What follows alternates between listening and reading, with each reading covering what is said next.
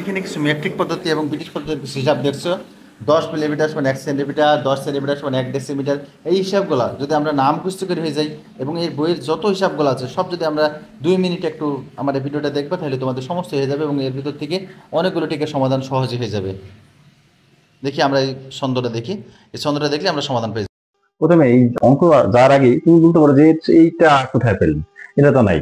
আমরা দেখো এখানে একটা জিনিস দেখছি, মি মানে মিতে হলে মিলি আর এতে মিটার, সেমি মানে centimetre, decimetre metre, decametre, hectometre, kilometre. তাহলে আমরা এটা কেন লিখলাম? আমরা দেখো এইটা বারবার আসছে, যদি মিলিমিটার, যদি এইখানে তোমার মিলিমিটারের কাছে তোমার বই আছে, দেখো মিলিমিটার এক জায়গায় আছে, কোন জায়গায় মিলিগ্রাম আছে, কোন সময় মিলিলিটার আছে, সেন্টিমিটার আছে, এখানে যেমন আছে। আরেক জায়গায় দেখবা সেন্টিলিটার আছে, সেন্টিগ্রাম আছে, ডেসি মিটার আছে, যেমন এখানে এখানে ডেসির মিটারের বদলে আছে, দেখবা যে ডেসি গ্রাম আছে, ডেসি লিটার আছে।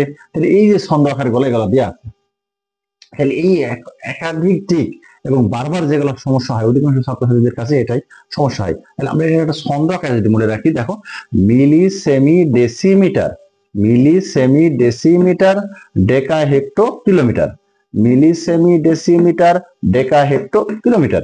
তাহলে আমরা এইখান থেকে দেখো নিচ থেকে যদি আস্তে আস্তে নিচের ধাপ থেকে সিঁড়ির মতো মনে করি, সিঁড়ির মতো যদি আমি মনে করি, তাহলে মিলি সেমি ডেসিমিটার, ডেকা হেক্টো কিলোমিটার, মানে সবচেয়ে বড় হলে কিলোমিটার আর সবচেয়ে ছোট হলে মিলিমিটার।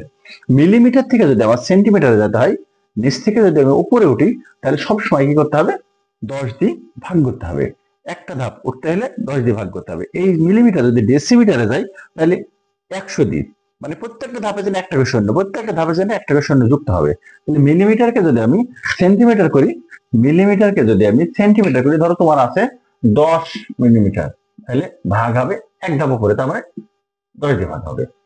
যদি তুমি ডেসিমিটার করো তাহলে 100 দিয়ে ভাগ হবে, মিটার করো তাহলে 1 2 3 ধাপ, তার মানে তিনটা শূন্য দিয়ে ভাগ হবে।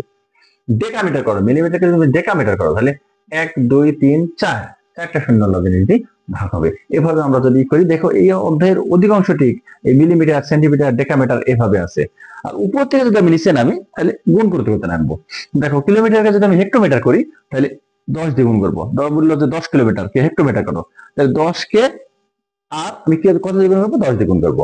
কিলোমিটারকে যদি ডেকামিটার করি, তাহলে কিলোমিটারকে 1 2 ধাপ নামছে, তাহলে 100 দিয়ে গুণ করতে হবে।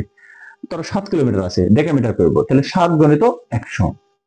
কিলোমিটারকে আমি মিটার করবো, তাহলে 1 2 3 ধাপ নামছি, তাহলে 3 ধাপ নামলে 1 2 3, তিনটা শূন্য রাখা মানে 1000 দিয়ে গুণ করবো। এভাবে আমাদের আগে থাকবে।